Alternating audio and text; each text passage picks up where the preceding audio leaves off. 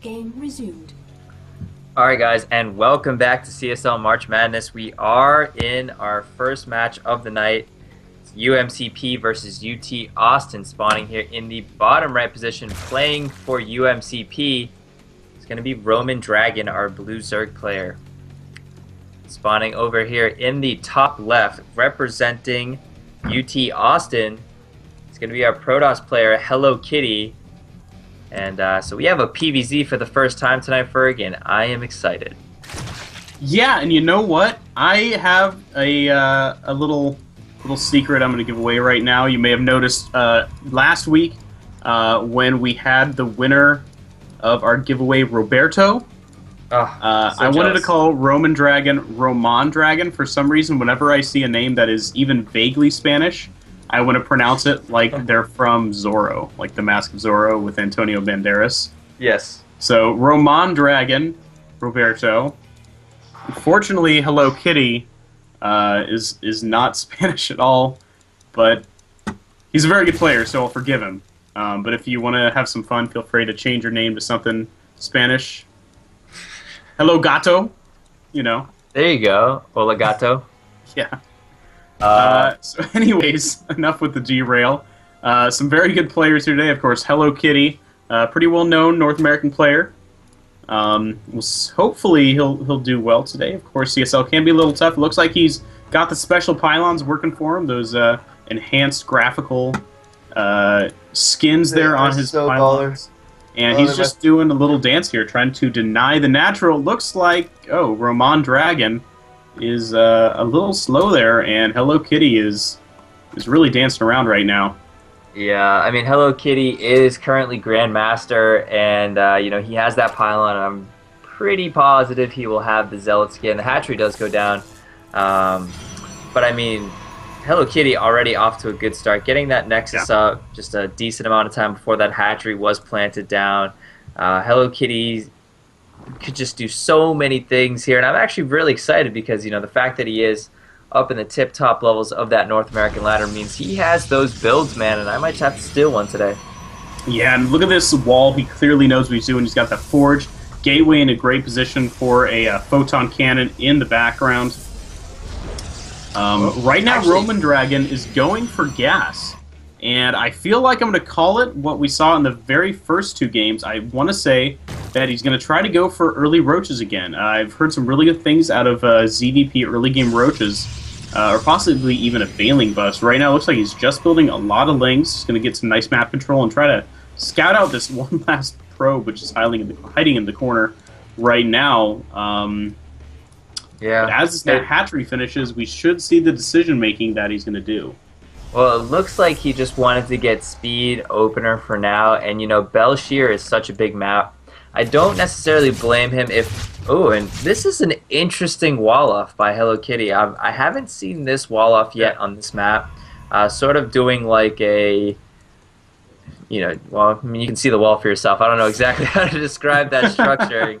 But, you know, not the full wall-off at the front, but kind of using your Nexus as part of the wall-off. It reminds me of what we would see on... Yeah. Oh, what's it called? This is why I don't really see the benefits, though, because now 3 Lings are just sort of in the base and going to be very annoying for a while, and this kind of messes up your build. 1 probe already down, and he's losing mining time as well. I mean, it's not going to throw Hello Kitty off too much, but still... actually, speed's going to finish up, so if Roman Dragon keeps these Lings alive, he can keep them alive for quite a bit longer and just be super annoying, and potentially even scout the tech of Hello Kitty, which is definitely the most important. And there it is, speed has kicked in. Speed done. Oh boy. This one Zealot's now saying, man, I tried to run in the race, but I was born a Protoss. I'm going to be chasing these Zerglings around the entire map. He's born a Protoss. Yeah. He's just angry at his Protoss upbringing. It's like the Kenyans in the Olympics. That's the Zerglings, man. Just running. I mean, this is getting embarrassing for poor Mr. Zealot. Zealot. Yes. But right now, it's gonna start turning the tables. Of course, 3 Lings can't live very long against a Dragoon or Stalker. Wow, Dragoon. And the last one does indeed fall there. And this is gonna kind of be the reset right now. The third is going up for Roman Dragon. I mean, look at these building placement is really nice. No wasted space at all, and it's natural, and he has the entire main to work with for production later. He's going to have +1 weapons finishing right now as the warp gate technology completes. It looks like it's going to be a solid 4 gate, but he's getting a ton of gas. Definitely going to be some additional tech. Twilight Council on the way. I don't know. What do you think he's going to go with? Think he's going to go Robo or yeah, I would say Robo, or I mean, a lot of Spartos players have been favoring any kind of Dark Templar or even High Templar transitions, just because Colossus tech is not as popular. So with that quick Twilight, he could do 4 gate into follow-up blink pressure, all kinds of options with Twilight. But we do see this is what's important right now. Hello Kitty really needs to actually do damage with these Zealots. So far, good positioning and only Lings out on the field right now. So these Zealots, at the very least, should be able to trade cost effectively here. Roman Dragon takes out the probe. He's going to be able to take out the pylon, but he may lose that hatchery, and that's a very big deal. Really good control out of Roman Dragon. He actually totally caught the Stalker and Zealot who were coming around to reinforce this drop. And I feel like there's enough Lings here to just totally shut this down.